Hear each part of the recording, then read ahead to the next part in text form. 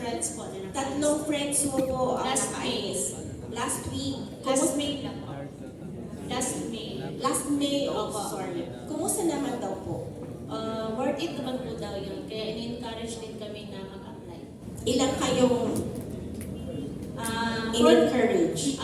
now, dalawa. Tapos, kanina umaga, mga 6 sila. 6 sila. So, alam niyo po na legit. Yes po. Magkano raw po yung binayaran? 280 daw po. Nasa Yes po. 280. Meron daw po bang hidden charges? Wala po. Lahat na po daw. Lahat na raw. Pagdating po doon, may binayaran pa? Wala na po. Wala na po. Okay, so, having said that, let me now break down to you. Ano ba itong 280, 270, 290, or 300? So basically po, naglalaro siya between 270 to 290. Depende po sa palitan ng euros. Napakataas ng euros ngayon. I think it's 66 per 1 euro. 66 pesos per 1 euro. So ano po ang initial na kailangang bayaran?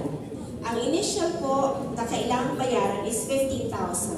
Para saan po ang 15,000? This is your assurance that we will be able to place you a job in Greece. Bakit kailangan kayo mag-initial?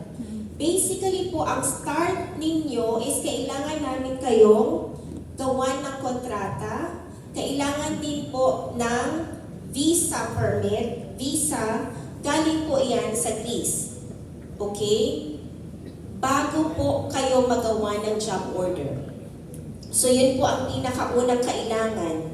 Ngayon, kung halimbawa nagawan kayo ng flexi idea ng contract, nagawan din kayo ng visa, working visa, paano kung hindi kayo